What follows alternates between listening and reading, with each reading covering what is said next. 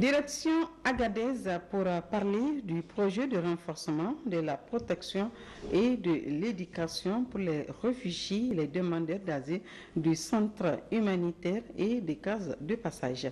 Un projet mis en œuvre par Intersos, une ONG italienne sur financement du Fonds des Nations Unies pour l'enfance UNICEF.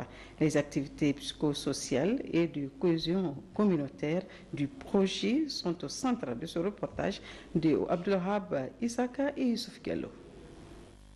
Dans un précédent reportage de la merveilleuse capitale de l'Aïr, Agadez, sur les traces des réalisations du Fonds des Nations Unies pour l'enfance UNICEF et ses partenaires, on a pu se mettre au diapason des efforts remarquables fournis et leur fort impact sur l'intégration des enfants demandeurs d'asile dans l'éducation formelle, en passant par des classes passerelles et les bénéfices au profit des écoles d'accueil et leurs élèves.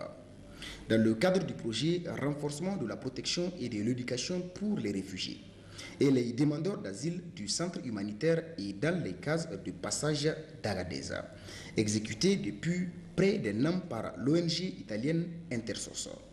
Focus à présent sur les activités de protection, surtout à l'endroit des plus petits, qui sont multiples et multiformes. En protection de l'enfance, nous menons un certain nombre d'activités, notamment les apports en kits vestimentaires, non alimentaires bien évidemment. Nous faisons également de l'éducation, qui est très important pour l'amélioration des connaissances des enfants.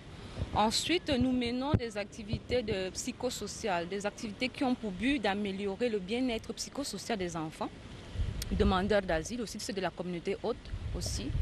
Nous faisons aussi de la gestion des cas, qui est très important parce que ça nous permet de résoudre un certain nombre de problèmes liés à l'affection psychologique et physique des enfants dont nous avons la charge ici à Agadez.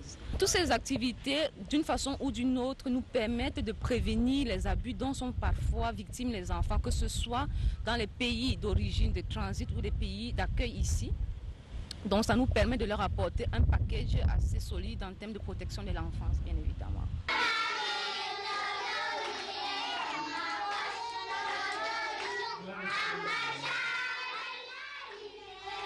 Sur le terrain, les résultats sont plausibles. Parmi les actions de protection dans le cadre de ce projet figurent en bonne place les activités psychosociales et de cohésion communautaire à travers des espaces amis d'enfants, aménagés et équipés au centre humanitaire et dans les cases de passage, où des animateurs, lesquels des travailleurs sociaux et des facilitateurs parmi les réfugiés animent fréquemment des séances avec les enfants demandeurs d'asile. On fait toutes ces activités pour que les enfants retrouvent la stabilité, puisqu'en venant, ils ont vécu beaucoup de difficultés dans la route migratoire. S'ils viennent, parfois il y a des enfants même qui n'arrivent pas à s'exprimer. Si on leur parle, ils ne disent rien, mais à travers ces activités, on arrive à les faire parler petit à petit. On arrive à avoir des résultats. Puisque parfois, ce sont même les enfants qui nous proposent des activités, donc ils veulent qu'on leur fasse. Réfugiés de nationalité centrafricaine, Yasmine Hassan, dont les enfants bénéficient de ces séances, a tenu à exprimer sa profonde gratitude. Elle remercie Intersos et UNICEF à l'appui qu'ils ont donné à leurs enfants, parce que leurs enfants, elle a dit qu'ils ont de l'éducation. D'après ça, elle a dit qu'ils n'ont pas de problème pour les kits. Elle leur amène les savons, des brosses, des habits et encore les jouets pour les enfants. Ati Tamari est travailleur social au niveau du guichet unique de la Direction régionale de la protection de l'enfant d'Agadez. Point focal du mécanisme de plainte visant à renforcer davantage la protection de ces enfants demandeurs d'asile. Elle nous explique ici l'impact de ce projet dans leurs activités de tous les jours. Une fois que les enfants arrivent ici, donc c'est des enfants qui nous viennent souvent effrayés, ils ont peur et ils ont vécu plusieurs situations en cours de leur parcours migratoire. Donc il y a beaucoup de questions dans leur tête, ils ne savent pas où trouver ces solutions.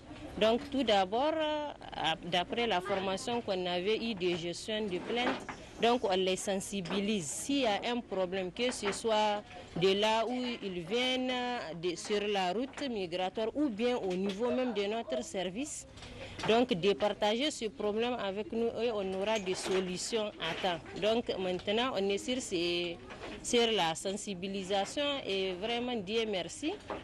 La dernière vague déjà on a pu avoir des plaintes, d'autres on les a solutionnées et d'autres c'est en cours de route. Nous remercions le partenaire UNICEF qui a été d'un très grand appui, aussi bien sur le plan technique que sur le plan financier, bien évidemment pour la réalisation de toutes ces activités qui ont été faites ici.